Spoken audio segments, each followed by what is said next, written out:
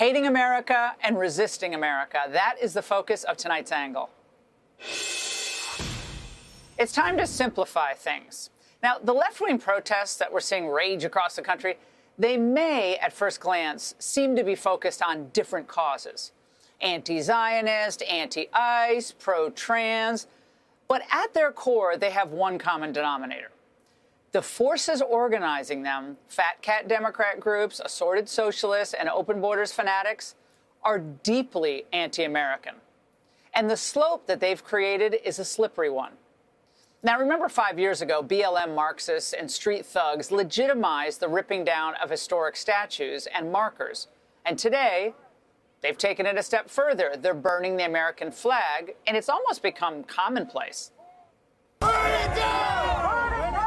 Burn it down! Down with U.S. imperialism! Signal our hatred of the American imperialism. The government that is simultaneously deporting immigrants, smashing the protests, and genociding the people of Gaza. We're going to burn the American flag, all right?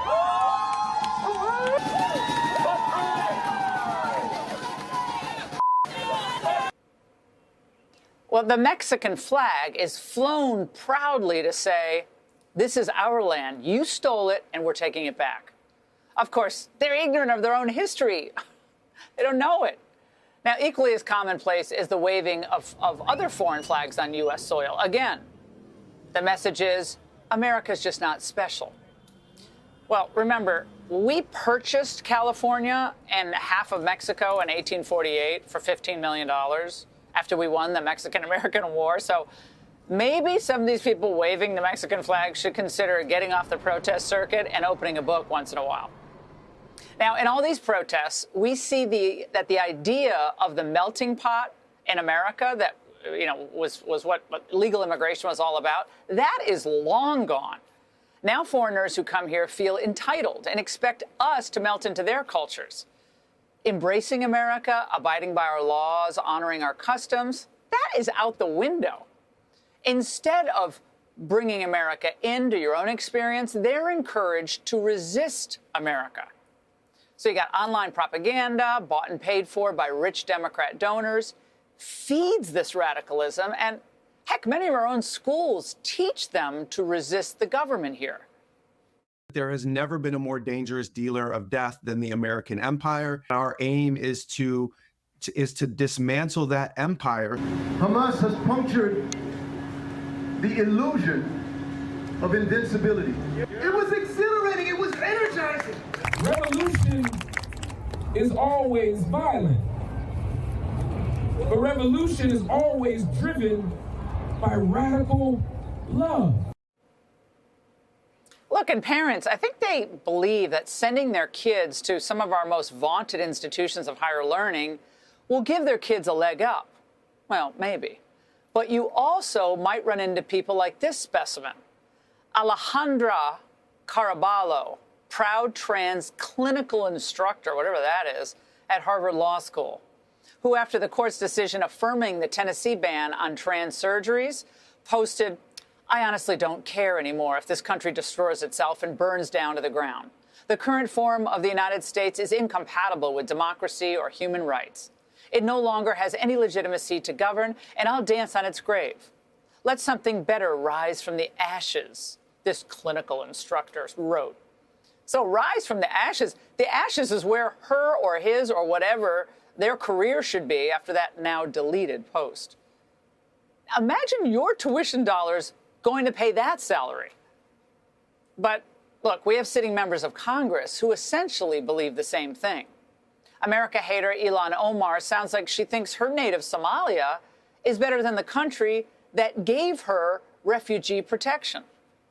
To have a democracy, a beacon of hope for the world to now be turned into one of the worst countries where the military are in our streets without any regard for people's constitutional rights, while our president is spending millions of dollars propping himself up like a failed dictator with a military parade.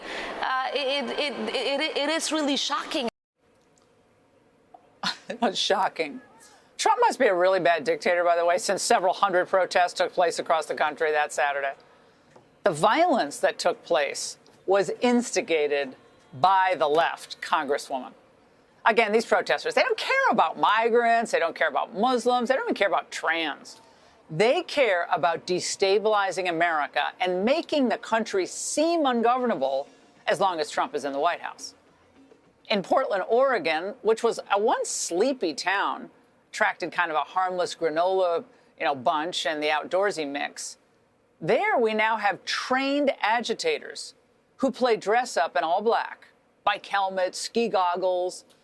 Most were probably picked last in gym class. That's what I've just discovered. They all belong in a psychiatric facility or in jail. And this is how things go down there. Portland police declared a riot had broken out at the ICE facility at around 6:30 in the evening after a federal officer was hurt. Police ordered the protesters to leave using tear gas, but the night led to 3 arrests. One arrest for attempted assault on an officer. Another was arrested after police saw someone throw a rock at the building. Officers reported being pepper sprayed while making that arrest. Police arrested a third person who they say was picking up traffic control devices and putting them in his truck. Now, this has been nonstop madness. That's kind of a tame look at what Portland's look like. But for a long time, it's been tolerated by the liberal elected officials who spend more time empathizing with the protesters, who are just thugs, than actually prosecuting them. And they pay lip service, by the way, thanking our police, but at every turn, they coddle and encourage criminals. So the chaotic scenes played on endless loops on X, they're depressing spectacles, and they're meant to demoralize young people. Again, they believe that America is rotten to the core, that anti-Western bile is the hub of the protest wheel. And the situation is similar overseas. If you follow my Instagram, you might have seen my posts about the pro-Palestine, anti-Israel protests at London's Parliament Square. Right when we landed on Saturday, that's what we saw. Now wait, when you watch this, wait for the crazy girl dancer at the end.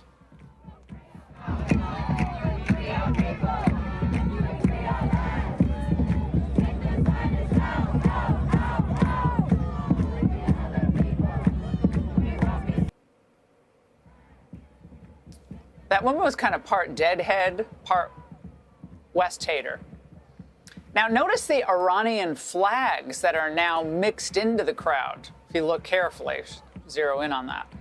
They even have their own mobile wardrobe, I discovered when I walked through this. If you really want to honor Hamas, you have to go all out. Great.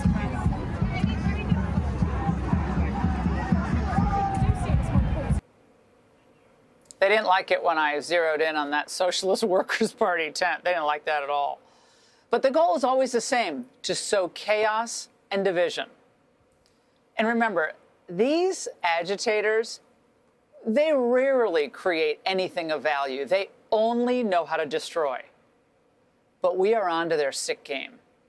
We know real hate when we see it, and we will never let them destroy America. And that's the angle. Hey, Sean Hannity here. Hey, click here to subscribe to Fox News YouTube page and catch our hottest interviews and most compelling analysis. You will not get it anywhere else.